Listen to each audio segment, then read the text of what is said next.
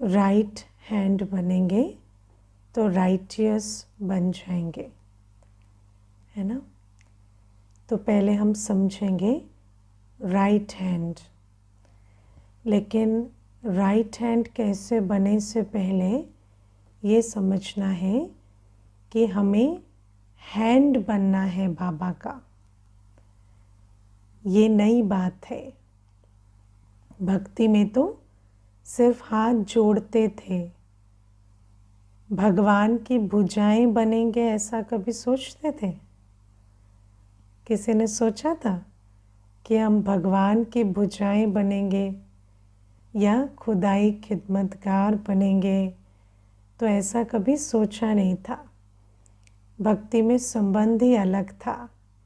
संबंध यही था कि हम बस हाथ जोड़कर खड़े होंगे और सारे हाथ बाबा ही हमारे सर पर रखेंगे, लेकिन हम भी भुजा बनेंगे ये कभी नहीं सोचा। तो बाबा आकर हमें ये नई बात कहते हैं कि अब हाथ जोड़ना नहीं है, अब बाबा की भुजा बनना है ना। और बाबा की मुझे आज कई मुरलियाँ याद आ रही थी। तो एक मुरली में बाबा बहुत मीठी बात कहते हैं कि रावण के सर होते हैं और ब्रह्मा की भुजाएं होती हैं, तो सर मत बनो, भुजाएं बनो है ना। तो बाबा कहते रावण जब हावी हो जाता है तो बस सर बनते हैं ना, बहुत बुद्धि लगाएंगे, बहुत है ना, ज़्यादा ही उल्टी बुद्धि चलती है। लेकिन बाबा कहते भुजाएं बनो, सर नहीं बनो। रावण को सिर दिखाते हैं, ब्रह्मा को भुजाएं दिखाते हैं। ये बात भी आज ऐसे याद आ रही थी। और बाबा कहते हैं कि भुजाएं बनो। हम कई बार सोचते हैं कि हमारे संकल्प बाबा पूरे करें, है ना। हम जो उम्मीद रखते हैं बाबा से वो बाबा पूरे करें। लेकिन बाबा आकर कहते हैं कि मैं विश्व कल्याण का कार्य करने आया हूँ, तो तुम मेरा राइट हैंड बनो। मुझे तुमसे सहयोग चाहिए, है ना। अब सहयोग मांगो मत, अब सहयोगी बनो। और बाबा कहते सहयोगी बनेंगे तो अपना भी सहयोग उसी में हो जाएगा, है ना। बाबा कहते विश्व कल्याण होगा तो क्या तुम्हारा कल्याण अलग से करना पड़ेगा? विश्व कल्याण में तो हर बच्चे का कल्याण समाये हुआ है ना। तो बाबा कहते अभी ये नहीं कहो मेरा कल्याण करो, अब मैं विश्व कल्याण करने आया हूँ तो तुम उसमें मददगार बनो। तो आज कुछ एक बातें भुजाओं के विषय में समझेंगे। तो सबसे पहली बात है, भुजा किस लिए होती है? जैसे आत्मा को एक भुजा मिलती है ना। आत्मा को दो भुजाएं मिलती हैं। एक आत्मा को एक शरीर मिला है, उसमें दो भुजाएं हैं। तो दो भुजाएं क्यों मिली हैं? भुजाएं माना हाथ, है ना। तो एक आत्मा को दो हाथ मिले हैं। क्यों मिले हैं? कि आत्मा जो संकल्प करे उसको ये हाथ कर्म में लाए, है ना। आत्मा संकल्प करती है ये काम करना है, ये खाना है, या ये कार्य करना है, ये सजाना है, ये पेंटिंग ठीक करनी है, ये लिखना है। तो भुजाएं क्या करती हैं? उस संकल्प को कर्म में लाती हैं, है ना। यही काम है भुजाओं का, आत्मा के संकल्प को कर्म में लाना। या बोल आत्मा ने कुछ कहा तो बोल दिया, तो वो उसको कर्म में लाना भुजा का काम है। तो बाबा आज कहते हैं तुम मेरी भुजाएं बनो। मेरी भुजाएं बनो माना मैं जो संकल्प करता हूँ, मैं जो बोल बोलता हूँ, उसे तुम कर्म में लाकर दिखाओ, है ना। बाबा के संकल्प, बाबा के बोल को कर्म में लाने वाली हम उनकी भुजाएं हैं, है ना। दुनिया में भी लोग क्या कहते हैं? हम ये नहीं जानना चाहते भगवान क्या कहते हैं, किया किसने वो दिखाओ, है ना। करके कोई दिखाए। भगवान ने कहा वो तो ठीक है, लेकिन कोई ऐसा भी तो हो जो करके दिखाए। तो बाबा कहते हैं मेरा हर संकल्प, हर बोल, हर शिक्षा तुम कर्म में, जीवन में लाकर दिखाओ, तब तुम भुजाएं बनते हो। अपने आप से पूछें, है ना, ये बातें क्यों बता रही हूँ? क्योंकि बाबा कहते हैं कोई और कहेगा ना तुम राइट हैंड नहीं हो, लेफ्ट हैंड हो, है ना, तो उसकी तो फिर खैर नहीं, है ना। उसको कहेंगे कैसे कह सकते हैं आप हम राइट हैंड नहीं, हम लेफ्ट हैंड हैं। तो इसीलिए बाबा की विधि कितनी सुंदर है ना, सारे चेकिंग पॉइंट्स बाबा दे देते हैं कि ये चेक करो, अगर ये ठीक है, चेक पॉइंट टिक हो रहा है, तो फिर तुम राइट हैंड हो, नहीं तो फिर अपने आप समझ जाओ कि हैंड भी हो या नहीं, या फिर राइट हैंड हो या नहीं।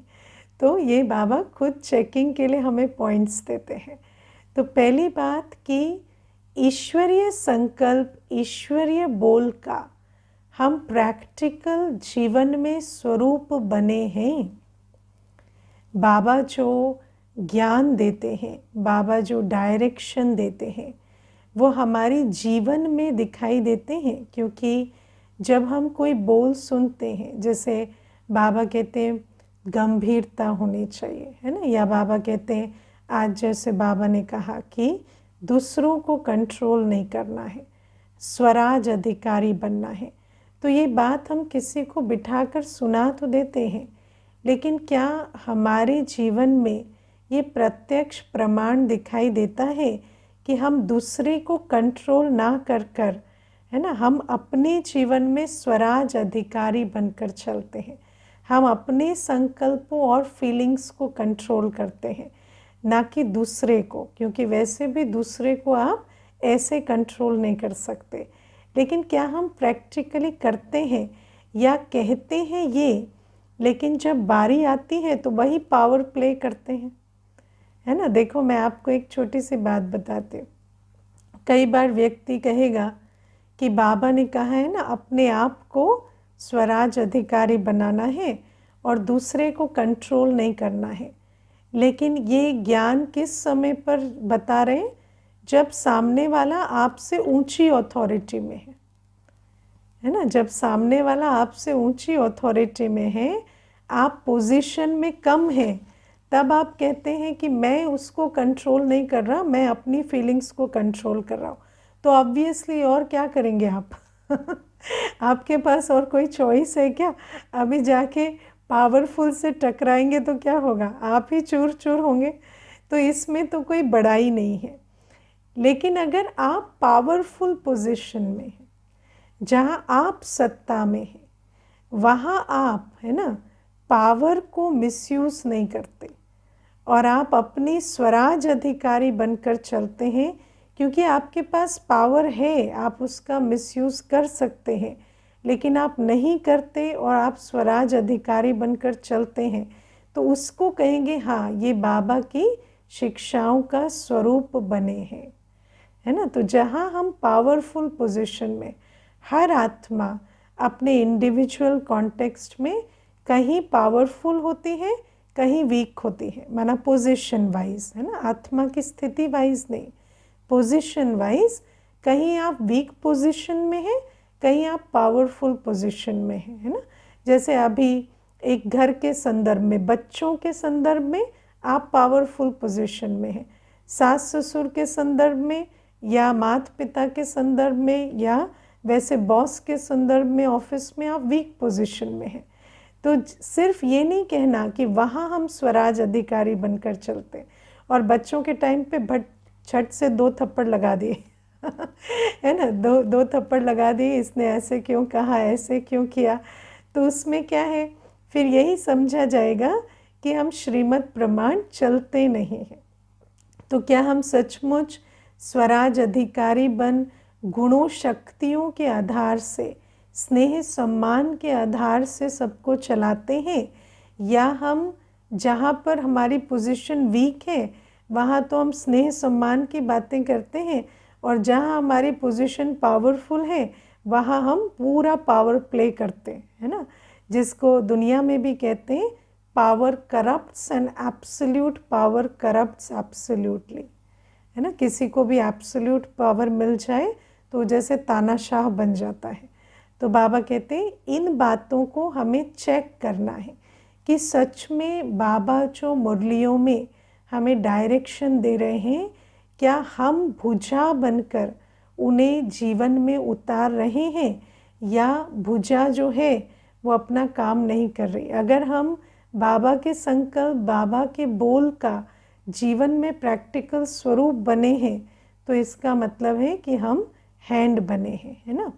और राइट हैंड का अर्थ क्या होता है? तो राइट हैंड सदा शुभ कार्य करता है ना। जैसे दुनिया में भी क्या कहते हैं, राइट हैंड शुभ कार्य के लिए है। कोई भी शुभ कार्य होता है, स्पेशली भारत में तो ये बात बहुत होती है कि शुभ कार्य में राइट हैंड को आगे करते हैं, है ना। और फिर राइट हैंड की गति भी फास्ट होती है। आपको कोई भी काम करना है तो राइट हैंड की गति फास्ट होती है जनरली, है ना। मोस्ट ऑफ द पॉपुलेशन का यही होता है। तो बाबा कहते हैं अगर हमारे द्वारा बाबा के सारे शुभ संकल्प, श्रेष्ठ बोल, श्रेष्ठ डायरेक्शन जीवन में स्वरूप में लाए जा रहे हैं तो हम कौन बन गए? Right hand. और बाबा कहते हैं अगर तीव्र गति से हम बाबा के हर संकल्प को जीवन में ला रहे हैं तो हम राइट हैंड कहलाते हैं। तो अब पहली पॉइंट से चेक करना कि हम राइट हैंड हैं कि नहीं, ठीक है। दूसरा, हाथ किसकी निशानी होती है? सहयोग की निशानी होती है ना। कहते हैं ना हाथ लगाना या हाथ देना, तो सहयोग की निशानी होती है हाथ। अब हमें पहला प्रश्न पूछना है, क्या हम बाबा के सहयोगी बने हैं, है ना। और बाबा ने आज हमें ये भी बताया कि योगी बनने के लिए भी सहयोगी बनना बहुत ज़रूरी होता है ना। जिसका तन मन धन जहाँ लगता है वही उसकी बुद्धि की एकाग्रता भी होती है ना। आज आप देखो, आप किसी भी चीज़ में अपना टाइम, थॉट, पैसा इन्वेस्ट करते हो तो फिर वहाँ आपका मन बार बार दौड़ता है कि नहीं? दौड़ेगा कि नहीं, है ना। किसी भी चीज़ में आप अपना समय, संकल्प, धन लगाते हैं तो वहाँ ऑटोमेटिक आपकी बुद्धि जाएगी, आपका मन वहाँ खींचेगा। तो बाबा कहते हैं आज की योगी बनने के लिए भी सहयोगी होना बहुत ज़रूरी है ना। और बाबा इसीलिए कहते हैं कि सहयोगी बने हो, चेक करो, क्योंकि बाबा कहते हैं सहयोग पहली सीढ़ी है। अगर सहयोगी नहीं है तो योगी बनना बहुत मेहनत का काम है या शायद पॉसिबल भी नहीं है ना। और फिर दूसरी बात है, अगर हम कहते हैं हम योगी हैं, योगी माना हमारे दिल बाबा से जुड़ा हुआ है, और हम सहयोगी नहीं बनते तो ये कैसा हो गया? जैसे आप किसी को सारे दिन कहो मुझे आपसे बहुत प्यार है, बहुत प्यार है, लेकिन बेचारा खांस खांस के मर जाए, उसको एक गिलास पानी ना दो है ना। तो कुछ भी उसके लिए करो ना, और कहो कि मुझे बहुत प्यार है, मुझे बहुत प्यार है। तो वो भी क्या, आजकल ऐसा ही होता है ना। आजकल बच्चे क्या करते हैं, अपने फ़ोन पे लगे होते हैं और जैसे ही देखेंगे mom I love you, dad I love you, है ना, लेकिन उठ के कुछ करेंगे नहीं पेरेंट्स के लिए। तो ये जो कल्चर है, बाबा कहते हैं जब योगी है, दिल का प्यार है, तो उसकी निशानी होती है सहयोगी बनना। तो बाबा कहते हैं तन मन धन तीनों से सहयोगी बने हैं। आज बाबा ने कहा ना 6 खाते, मनसा वाचा कर्मणा तन मन धन, सबसे सहयोगी बने हैं, ये हमें चेक करना है। और सहयोगी में भी 2 प्रकार के होते हैं। एक होते हैं सदा सहयोगी, एक होते हैं मनमौजी सहयोगी, है ना। जब मन किया तो सहयोग कर दिया, है ना। जैसे मैं आपको बताऊं, हम लोग गवर्नमेंट ऑफिस में काम करते थे ना, तो गवर्नमेंट में 2 प्रकार के स्टाफ होते हैं, एक परमानेंट, एक है ना कॉन्ट्रैक्चुअल, है ना। तो कॉन्ट्रैक्चुअल जो है वो काम करता है लेकिन उसकी कोई रिस्पॉन्सिबिलिटी नहीं है ना। और अगर उसको बुलाया वो नहीं भी आया तो उस पर कोई कंट्रोल नहीं है। लेकिन जो परमानेंट है उसको तो बुलाया तो जाना ही पड़ेगा है ना। उसकी तो लाइबिलिटी, उसको तो जैसे कॉन्ट्रैक्ट साइन हुआ है ना कि आप 24 घंटे और पूरे जीवन के गवर्नमेंट एम्प्लॉय हैं। तो बाबा कहते हैं तुम भी अपने आप को पूछो तुम कॉन्ट्रैक्ट पे हो कि परमानेंट हो। हम बाबा के कौन से वाले बच्चे हैं? मन किया तो सहयोग कर दिया, मन किया तो नहीं किया, वो वाले हैं, या सच में हम अपनी जिम्मेवारी समझकर चलते हैं? बाबा का घर सो मेरा घर, बाबा का कार्य सो मेरा कार्य, ऐसा समझ कर चलते हैं? या ये समझते हैं अच्छा मन किया तो कर दिया, टाइम है तो कर दिया, नहीं है तो नहीं किया, है ना? ऐसे वाले हैं या वैसे वाले? बाबा कहते हैं अगर परमानेंट एम्प्लॉय है ना, अगर परमानेंट है ना, बाबा की छोटी डायरी में है जिनकी तरफ बाबा देखता है, तो हमें सदा सहयोगी बनना है। उसको कहेंगे राइट हैंड। हैंड तो वो भी है, कभी मन करता है तो कर देता है, लेकिन राइट हैंड माना जिसकी तरफ बाबा देखता है कि कोई भी नहीं करेगा तो ये तो करेगा, ये तो जिम्मेवारी उठाएगा, है ना, ये तो मेरा बच्चा है, इसका तन मन धन तो मेरा ही है, वो वाला बच्चा राइट हैंड कहलाता है। और इसमें भी बाबा हमें कई बातें समझाते हैं, कैसे चेक करें कि हम सचमुच राइट हैंड है या नहीं। तो बाबा कहते हैं अपने आप से पूछो कि क्या मेरा जो तन मन धन है उसका जो डिस्ट्रीब्यूशन है वो लौकिक देह और देह के संबंध की प्रवृत्ति में ज़्यादा लगता है या ईश्वरीय श्रेष्ठ कर्म में ज़्यादा लगता है? परसेंटेज क्या है ना, कितना परसेंट मेरा तन मन धन लौकिक में जाता है और कितना मेरा परसेंटेज ईश्वरीय कार्य में लगता है ना? और अगर हम समझते हैं कि हमारा ज़्यादा परसेंट ईश्वरीय कार्य में लगता है, तब हम राइट हैंड है ना? जब हम समझते हैं कि मैं बाबा का हूँ, तो मेरा ज़्यादा परसेंटेज किस में लगेगा? बाबा के कार्य में। उसको कहेंगे कि हम राइट हैंड हैं। और फिर बाबा उसमें हमें और एक बात समझाते हैं कि एक तो ये बात हुई कि देह और देह के संबंधों में कई बार क्या होता है, और ख़ासकर आजकल का जो वायुमंडल है, आजकल का जो समय है, उसमें एक बात देखी गई है, आज तो स्वार्थ जैसे बढ़ता बढ़ता बढ़ता चला जा रहा है ना। तो आज देखने में आता है कि देह के संबंधों के पीछे भी इतना नहीं लगाते हैं तन मन धन, है ना, लेकिन अपनी देह की प्रवृत्ति में और अपने विकारों वश उसको बहुत जैसे नष्ट करते हैं, है ना। जैसे आजकल आप देखो घर में भी किसी अन्य के लिए, संबंधी के लिए भी, माता पिता बच्चों के लिए भी तन मन धन नहीं लगाते हैं, लेकिन अपने मेरा टेस्ट, मेरी चॉइस, मुझे ये पसंद है, मुझे ये चाहिए, मेरे मेरे में बहुत रहते हैं और स्वार्थवश बहुत तन मन धन लगता है।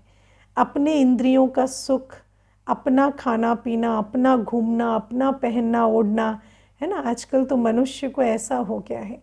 तो बाबा कहते हैं सिर्फ संबंधों की बात नहीं है, ये जो देह की प्रवृत्ति भी है ना, इस देह की प्रवृत्ति में भी कितना खर्च करते हैं वो देखो, है ना। मुझे एक माता आती थी तो मुझे कहती, बच्चा जब तंग करता है तो मॉल ले जाती हूँ उसको, है ना। वो मॉल में खेलता है, 5,000 उसके देती हूँ, तो वो मॉल में 4 घंटे बिजी हो जाता है, उसके प्ले स्टेशन वगैरह वहाँ पे लगे हुए हैं, वो वहाँ 5,000 में खेलता है और मैं अपनी शॉपिंग करती हूँ और नेल्स कराती हूँ और बाल कराती हूँ और पता नहीं क्या क्या कराती हूँ, और उसमें 20-25 हज़ार रुपये खर्च होते हैं। तो फिर हम दोनों ही खुश होके वापस आ जाते हैं, लेकिन पिता दुखी हो जाते हैं इसके थोड़े तो क्या है, आजकल मनुष्य क्या अपना पार्लर, अपना ये, अपना आजकल तो भाइयों को भी इतना हो गया है ये पार्लर और ये ड्रेसिंग और इतना कुछ खर्च। तो बाबा कहते हैं देखो कि तुम इस देह की प्रवृत्ति के पीछे भी सिर्फ संबंध के पीछे आज खर्च नहीं हो रहा, क्योंकि देह अभिमान बहुत है, तो देह की प्रवृत्ति के पीछे भी बहुत खर्च हो रहा है ना। और आजकल तो क्या है कि देखो, कई चीज़ें आवश्यक होती हैं, लेकिन आजकल एक फैशन सा भी हो गया है, ये न्यूट्रिशनिस्ट को विज़िट करो, ये डॉक्टर को विज़िट करो, ये थेरेपिस्ट को विज़िट करो, ये सारे भी अपने अपने खर्च, और इसको भी जैसे एक सेल्फ केयर समझ के चलते हैं, है ना। हालांकि अगर देखा जाए तो अगर आपको शरीर का ध्यान भी देना है तो उसमें बहुत सारे तरीके, वैसे भी इकोनॉमिकल तरीके भी हैं, लेकिन उसमें भी हम बहुत ज़्यादा देह की प्रवृत्ति पे खर्च करते हैं, क्योंकि मनुष्य के अंदर ये भी देह अभिमान है कि मेरा धन मेरे प्रति खर्च हो। मैं तो आपको एक बात इसमें बताऊं, एक भाई एक बार आए, कोर्स किया, तो मुझे कहते हैं कि जस्ट कोर्स ही किया था, उस समय तो उसको कोई सहयोगी बनने का भी पता नहीं था, लेकिन कोर्स किया और मुझे बोले मैं अभी कल से नहीं आऊँगा, 2 महीने बाहर जा रहा हूँ। तो उनके पैरों में ना चोट लगी हुई थी और बहुत ऐसे बहुत तकलीफ़ से चलते थे। तो मैंने कहा कहाँ जा रहे हैं आप, आपके पैरों में तो चोट लगी हुई है। तो कहते हैं मैं वर्ल्ड टूर पे जा रहा हूँ। तो मैंने कहा वर्ल्ड टूर पे, अच्छा, तो वर्ल्ड टूर की पहले से टिकट की हुई होगी शायद इसलिए। तो कहते नहीं, क्या है ना, मेरी बेटी ने अपनी मर्ज़ी से शादी कर ली, एक ही बेटी है, अब उसने मेरी मर्ज़ी के ख़िलाफ़ शादी कर ली, उसको एक भी पैसा नहीं देना है, तो अभी मुझे सारा पैसा ख़त्म करना है। तो मैं वर्ल्ड टूर पे जा रहा हूँ, अभी सारा पैसा खर्च करके आऊँगा। तो मैंने कहा ख़त्म करने के लिए तो जीना पड़ेगा ना भाई साहब, ऐसे जो आपकी हालत है थोड़ा मुश्किल लग रहा है मुझे। तो मुझे कहते हैं आप भी ना दीदी कैसी बातें करती हो। तो मैंने कहा मैं आपको बस ये कह रही हूँ, किसी ज़िद में आप इस तरह से क्यों चल पड़े, बेटी को नहीं देना है मत दो, आप अपना आराम से घर में रहो, आप अपने को क्यों क्यों तकलीफ़ पहुँचा रहे हो, ठीक होगी तबीयत तो चले जाना। तो कहते नहीं अभी तो उसको दिखाऊंगा, अभी तो उसको समझना है कि बाप के साथ पंगा लिया है ना, तो मैं भी बाप हूँ, है ना। तो ऐसे कर करके मुझे बोल के चले गए। तो मैं ये बात क्यों सुना रही हूँ, क्योंकि आजकल मनुष्य क्या है, कितना कुछ विकार के वश, सिर्फ इसको समझाना, इसको दिखाना है, उस कारण अपने शरीर को भी तकलीफ दे रहे हैं। तो बाबा कहते हैं अपने आप से पूछो, अपने जीवन में झांक कर देखो कि मेरा तन मन धन कहीं मोहवश तो नहीं जा रहा संबंधों में, या कहीं देहाभिमानवश अपने ही प्रति तो हम सब कुछ लुटाते नहीं चले जा रहे, या अपने किसी स्वभाव संस्कार, कोई जिद, कोई बदले की भावना, कोई और चीज़, उसके प्रति हम अपने सारे संकल्प, समय, सब कुछ बर्बाद कर रहे हैं। बाबा कहते पूछो अपने आप से कि बाबा मेरा सहयोग मांग रहे हैं, है ना। बाबा आए हैं और मुझे कह रहे हैं कि तुम तन मन धन का सहयोग ईश्वरीय कार्य में दो, तो क्या मैं सचमुच राइट हैंड बनकर मेजॉरिटी रूप से सहयोगी बनता हूँ, है ना। तब कहेंगे राइट हैंड बना। तो ये दूसरी निशानी है ना, पहला है कर्म में लाना, दूसरा सहयोग देना, तीसरा हाथ है स्नेह की निशानी, मिलने के लिए हाथ मिलाते, है ना, किसी से भी मिलना होता है तो हाथ मिलाते हैं। तो बाबा भी कहते हैं तुम मेरा राइट हैंड हो ना, तो तुम्हारे मेरे बोल, मेरे कर्म, मेरा संस्कार से तुम्हारा संस्कार, बोल और कर्म मिलना चाहिए, है ना। जब बाप का बोल सो मेरा बोल, बाप का कर्म सो मेरा कर्म, बाप का संस्कार सो मेरा संस्कार, तब कहेंगे कि हाँ ये राइट हैंड आत्मा है, क्योंकि स्नेह की निशानी हाथ मिलाना दिखाते हैं, और यहाँ स्नेह की निशानी है या राइट हैंड बनने की निशानी है संस्कार मिलाकर चलना। किससे? बाबा से। बाबा का संस्कार सो मेरा संस्कार, बाबा का बोल सो मेरा बोल। बाबा कैसे बोल बोलते हैं? बाबा कभी किसी बच्चे को कहते तुम मेरे नहीं हो, जाओ, है ना, हम तुम्हें नहीं अपनाएंगे, तुम खराब हो, तुम्हारे अंदर ये प्रॉब्लम है, ऐसे कहते हैं बाबा? हाँ, बाबा क्या कहते हैं? मेरा मीठा बच्चा, मेरा लाडला बच्चा, है ना। हर बच्चे की विशेषता देखते, हर बच्चे के प्रति मधुर बोल बोलते, हर बच्चे को आगे बढ़ाते हैं। कोई लाख गलत हो उसको बाबा सुधारते हैं, उसको ऐसे लात नहीं मारते बाबा, है ना। तो बाबा कहते हैं रिजेक्ट करना, किसी के अवगुण देखना, किसी के अंदर बुराई ढूंढ के उसको डिस्करेज करना, ये मेरे संस्कार नहीं है। तो हमें अपने आप को पूछना है कि क्या हमारे संस्कार बाप समान बने हैं, हमारे बोल बाप समान बने हैं, हमारे बोल मीठे हैं, हमारे बोल उमंग उत्साह भरने वाले हैं, हमारे बोल सत्य हैं। बाबा तो कभी झूठ नहीं बोलता, बाबा हमेशा सत्य बोलता है। बाबा कभी भी किसी का दिल रखने के लिए भी झूठ नहीं बोलते, है ना। लेकिन बाबा मीठे तरीके से सत्य बोलते, सत्यता भी है, मधुरता भी है, अपनापन भी है। तो बाबा कहते क्या मेरे बोल बाबा के बोल जैसे हैं। बाबा का संस्कार क्या है? हर आत्मा का कल्याण करना। क्या मैं हर आत्मा का कल्याण करती हूँ?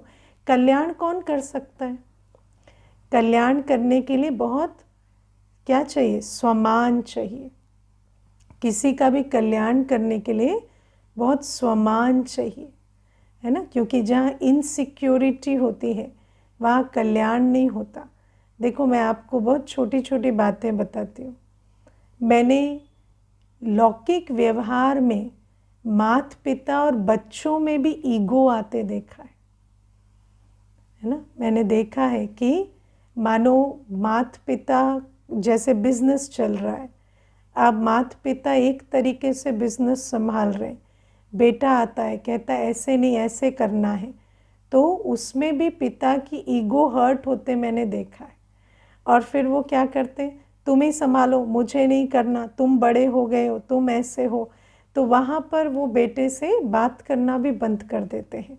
ये प्रैक्टिकल बहुत सारी केसेस हमने देखे, है ना। बाबा कहते हैं हाँ माता पिता का कर्जा है वो तो उतारना होता है, लेकिन हमें ये भी समझना होता है कि कलयुग में माता पिता भी कई बार परफेक्ट नहीं होते, है ना। और अभी तो अंत का समय है, तो ऐसी बातें भी हो जाती हैं।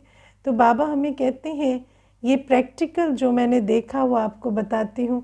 तो बाबा हमें कहते हैं कि जब हम संस्कार कहते हैं कि माता पिता समान संस्कार, तो माता पिता समान संस्कार, बाबा समान संस्कार, हर एक का कल्याण हम कब कर सकेंगे? जब हमारे अंदर बहुत स्वमान होगा। कोई हमसे आगे बढ़ जाए, कोई हमारे से अच्छा करने लगे और हमारे अंदर ये भावना आए कि उसको नीचे गिराएं उसको, है ना। क्योंकि कमज़ोर को सब आगे बढ़ाते हैं। आगे बढ़ाना कब बंद होता है? जब वो आपसे आगे बढ़ जाए है ना। जहाँ वो आपसे आगे बढ़ा, है ना। क्योंकि देखो भीख देना सबको अच्छा लगता है, सहयोग देना बहुत मुश्किल बात है ना। भीख तो आप दे अभिमान से देते हैं ना, भीख देना बहुत आसान होता है।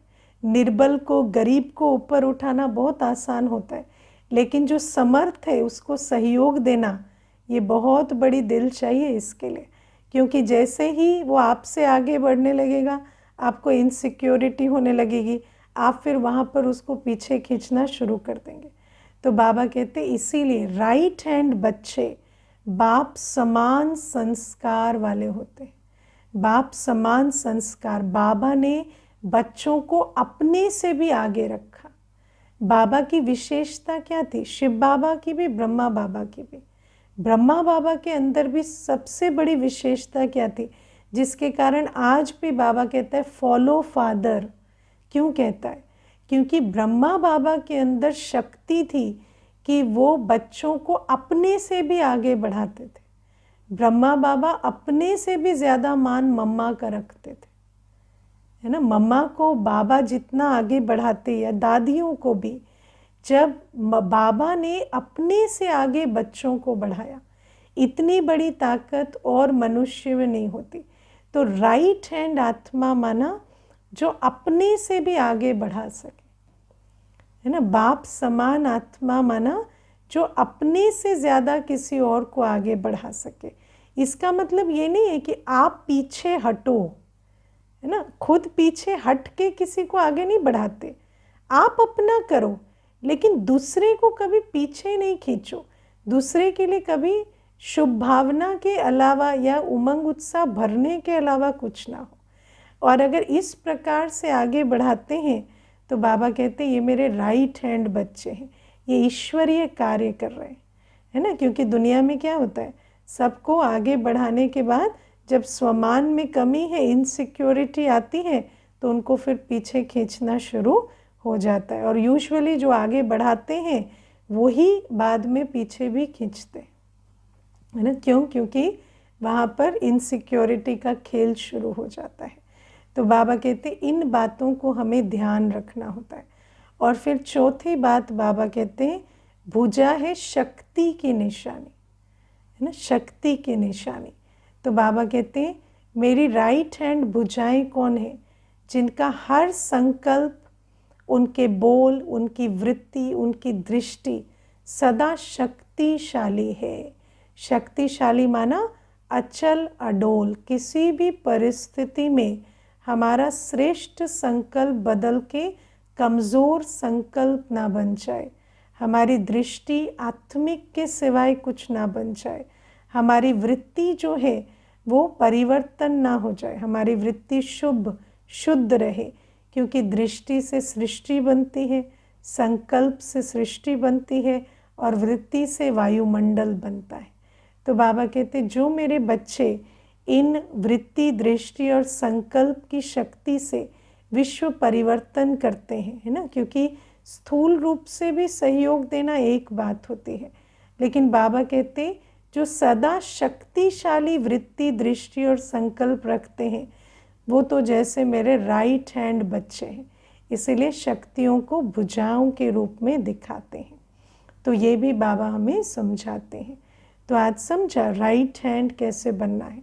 अब अपना चेक करना, हम चारों बातों में राइट हैंड है, हम बाबा की शिक्षाओं का स्वरूप है, हम सदा तन मन धन से सहयोगी हैं, हम स्नेह स्वरूप माना बाबा के संस्कार सो मेरे संस्कार, ऐसा प्रैक्टिकल जीवन में चलते हैं, और हमारी दृष्टि, वृत्ति और संकल्प सदा शक्तिशाली है।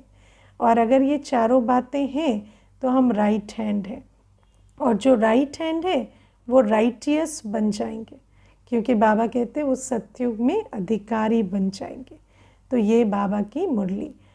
और फिर बाबा आज वरदान में एक बहुत अच्छी बात हमें स्पष्ट करते हैं कि जब हम कहते हैं मनसा वाचा कर्मणा, तो कर्मणा में सिर्फ ये नहीं है कि आप स्थूल कर्म कर रहे हैं, है ना, जैसे कर्मणा सेवा, भोजन बनाना, सफाई करना आदि, सिर्फ ये नहीं है, लेकिन जो आप संबंध संपर्क में आते अपने कर्मों से सेवा कर रहे हैं, अपने चेहरे से, चलन से, वो भी कर्मणा सेवा में जाते हैं।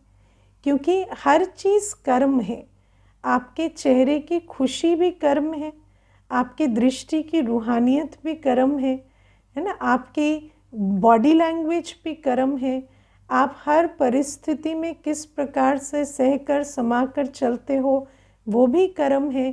तो बाबा कहते हैं जब हम संबंध संपर्क में आते हैं तो हमारी ओवरऑल पर्सनालिटी से हम कितनी आत्माओं को इंस्पायर करते हैं जीवन में, वो भी जैसे कर्मणा सेवा के खाते में जाते है ना। मुझे याद है एक बहन है, दीदी है, तो वो विदेश में सेवाएं करती हैं, तो वो अपना अनुभव सुना रही थी कि वो विदेशी मूल की हैं, जैसे फॉरेन ओरिजिन में डिफरेंट कल्चर, डिफरेंट लैंग्वेज में उनकी पालना हुई, लेकिन जब वो बाबा के पास आई तो समर्पित हुई। तो किसी ने उनका इंटरव्यू किया था तो पूछ रहे थे कि आप ऐसे समर्पण करने का आपको कैसे सूझा, क्योंकि आप एक अलग देश, अलग कल्चर, अलग भाषा सबसे थे।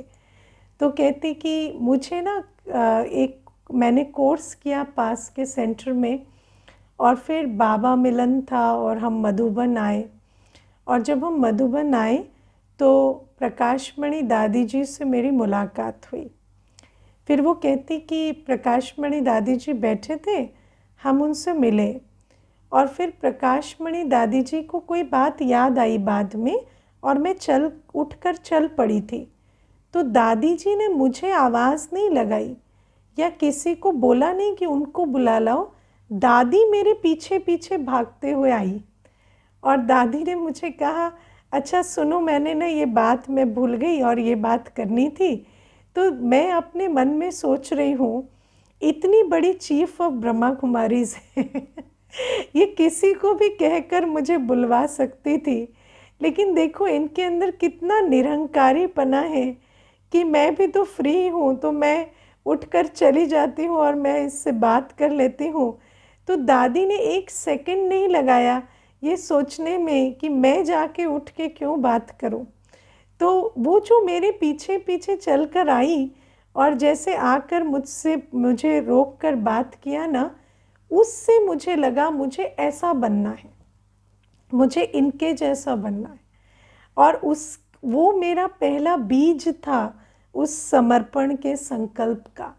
तो आप विचार करो, कर्मणा सेवा कितनी बड़ी सेवा है कि जब आपका व्यक्तित्व ज्ञान स्वरूप, स्नेह स्वरूप, शक्ति स्वरूप होता है, जब आत्मा में प्योरिटी होती है, तो उसका एक एक कर्म, एक एक बोल है ना, मानो आप देखो आप स्नेह स्वरूप हैं, आपने किसी को नोटिस किया कि इनको कुछ दर्द हो रहा है, इनके चेहरे से लग रहा है, आपने बस उनको इतना पूछ लिया आप ठीक हैं, तो इतने में ही आप देखेंगे वो आत्मा की दिल बाबा से जुड़ जाती है ना। लेकिन ये बातें हम कॉन्शियसली नहीं कर सकते, ये तो जब हमारे स्वरूप, ज्ञान स्वरूप, स्नेह स्वरूप, शक्ति स्वरूप बनता है ना, तो फिर ये बातें स्वतः ही जैसे होती जाती हैं और अनेक आत्माओं को ऐसे अनेक कर्मों से प्रेरणाएं मिलती हैं जो कई बार आपको मालूम भी नहीं होता ये कर्म हमने किया। कोई बोल बोला, कोई कर्म किया, कोई आँखों से ही है ना, कोई ऐसा भाव उनको नज़र आया कि ये नोटिस कर रहे हैं कि हमें ये तकलीफ़ है, कोई खास रहा है, आपने पानी ऑफ़र कर दिया, इतने में ही उनको फील हो जाता है हाँ ये ईश्वरीय परिवार है।